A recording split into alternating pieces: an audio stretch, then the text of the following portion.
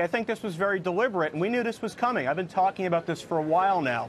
Back in early March, Bill Dudley from the New York Fed, who's usually known as being uber dovish, came out and talked about biotech stocks, and he talked about credit, and he talked about social media, and he talked about farmland prices. This is a very deliberate attempt by the Fed to let a little bit of air out of the tires rather than go into full hawkish mode, which they know might derail the whole train. They're very worried about doing that. So in the short to intermediate term, while they figure that out, they're going to make comments like this. It was buried on page 20 of this this biannual report that the Fed put out. A lot of people didn't see it at first. It came out, and there it is. I say it's a deliberate part of the Fed's communications policy under Yellen. And it seems to be a very interesting way for them to talk things down without knocking the whole thing over, so to speak. But is it appropriate? That's what people have been debating today. Earlier today, the guys on Fast Money Halftime Report were talking about it. Our own Josh Brown had this to say. He thinks it's appropriate. He kind of likes it. Here's what he said. I like having a Fed that's aware of the market. I don't think that she needs to be so specific as to say small cap biotech or large cap, but I think to nitpick that on that front is missing the point. The point is the Federal Reserve was roundly mocked and criticized for not understanding the intersection between the real economy and the way Wall Street blows bubbles. All she's doing is demonstrating the fact that the Fed has their eye on things. David Wright, should the Fed be commenting on specific sectors in the stock market, do you think?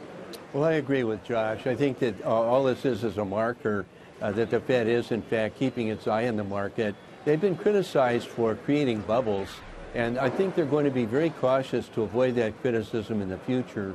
They want to be shown to be attentive, and I think it's appropriate. John Rutledge, do you agree? And by the way, is she right? I think these open mouth operations are a terrible mistake. The point is to be nice about it. What the hell does Janet Yellen know about stock prices, small cap, large cap, or otherwise? The irony is the Federal Reserve Board's full of professors who made their careers writing about rational expectations. In the beginning, that said hands off the economy or the announcements. Now they've taken to trying to use information to manipulate prices to their own liking. I don't like it. I think it's a big mistake. Kelly, what do you think? I agree. I like the fact that she is talking about this. I think that the market has a tendency to be over-exuberant, and we could potentially have asset bubbles. I think with the second half of the year, we're going to see some more volatility, and I think she's being very optimistically cautious and trying to warn us not to jump in too fast. I think we should be taking some profits off the table and repositioning into cash or some short-term fixed income. Okay. We've got the midterm elections coming up. We've got... No, that's respect. John Rutledge, I just want to go back to your point because with all due respect, couldn't the Fed turn around and say, well, what the hell does Wall Street know? It's not as if, the rational movements or behavior of investors prevented us from experiencing the last boom-bust cycle. Well, first of all, the guys on the Federal Reserve Board today made their careers saying that rational expectations dominates economics, which means the market is in equilibrium at all times and financial crises can't happen. Second of all, stock prices are Wall Street's day job.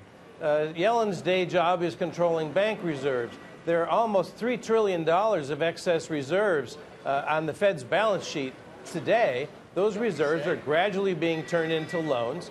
The real story is that big banks are lending and small banks are not because of the regulations. Small banks lend to small businesses that make jobs. That's why we have such slow growth. The Fed's trying to keep rates down because of that. But the fact is, small businesses are being credit rationed out of working capital. Right. You can place money today at 20 to 30% in small operating companies.